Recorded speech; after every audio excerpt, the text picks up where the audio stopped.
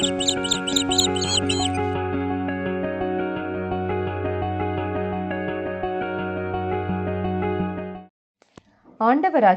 இயேசு கிறிஸ்துவின் இனிய நாமத்தில் பனிமய மாதா ஜெபக்குழு சார்பாக உங்களை சந்திப்பதில் மிகுந்த மகிழ்ச்சி அடைகின்றேன்.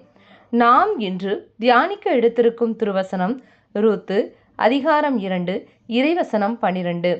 நீ செய்துள்ள அனைத்திற்கும் ஆண்டவர் உனக்கு தகுந்த பலன் அளிப்பார். இஸ்ரேலின் கடவுளான ஆண்டவருடைய இறக்கைகளின் அரவணைப்பை நீ தேடி வந்திருக்கிறாய்.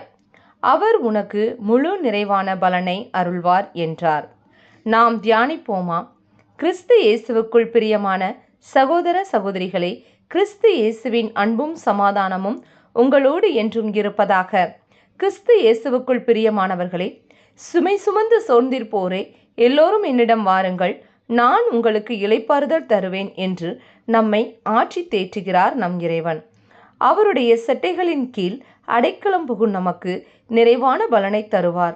நம் அலைச்சல்களையும் நம் கண்ணீரையும் நம் விண்ணப்பத்தின் கூக்குரலையும் அவர் அறிவார். அவர் நம்மை காண்கின்ற தேவன். எல்லாவற்றையும் அவர் பார்த்து கொள்வார். ஆனால் நாம் நம்பிக்கையோடு அவரையே நோக்கி பார்க்க வேண்டும். ஏனெனில் அவரை நோக்கி பார்த்தோர் வெட்கப்பட்டு போவதில்லை. மாறாக அவரை நோக்கி பார்த்தோர் பிரகாசமடைந்தனர். ஆம் பிரியமானவர்களே, வேதத்தில் ரூத்து நூலை நாம் தியானித்தோம் என்றால், பாவ சேற்றான மோவாவை விட்டு தம் சொந்த ஊரான பெத்லகமே நகோமியும் ரூத்தும் வந்தடைந்த போது மாராவின் வாழ்க்கை மதுரமாய் மாற ஆரம்பித்தது.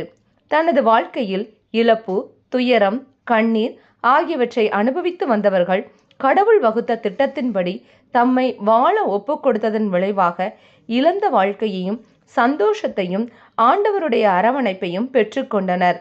நகோமி ரூத்து இவர்களோடு தன்னுடைய சன்னதி முடிவு பெற்று விடுமோ என்ற ஏக்கத்தையும் மாற்றி போவாசின் மூலமாக ஆண்டவர் அவர்களுடைய சந்ததியை கட்டி எழுப்பினார்.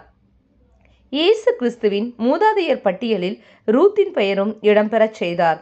ஆம் பிரியமானவர்களே, நம் ஜெபங்கள், கண்ணீர் எல்லாவற்றிற்கும் நமக்கு குறித்த காலத்தில் பதில் தந்து இருண்டு போன நம் வாழ்வை வெளிச்சமாக்குவார். அவருடைய செட்டைகளின் கீழ் அடைக்கலம் புகுந்துள்ள நமக்கு நிறைவான பலன் அளிப்பார். விழுந்து போன தாவீதின் கூடாரத்தை திரும்பவும் கட்டி எழுப்புவார். நாம் ஜெபிப்போமா? கிருபையும் இரக்கமும் நிறைந்த நல்ல தகப்பனே, இந்த அற்புதமான நாளுக்காகவும் நீர் அளித்த வாக்குறுதிக்காகவும் உமக்கு நன்றி செலுத்துகிறோம். உன்னதமானவரின் மறைவில் இருக்கிறவன் சர்வ வல்லவரின் நிழலில் தங்குவான் என்ற உம் வார்த்தையின்படி நாங்கள் உமது பிரசனத்தில் என்றும் நிலைத்திருக்கக்கூடிய கிருபையை அளித்தருளும்.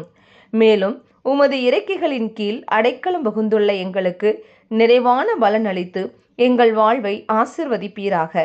இந்த எளிய ஜெபத்தை இயேசு கிறிஸ்துவின் இனிய நாமத்தில் ஒப்புக்கொடுத்து ஜெபிக்கிறோம் எங்கள் நல்ல பிதாவே, ஆமென். இந்த நாள் மகிமையின் நாளாக அமையட்டும். Praise the Lord.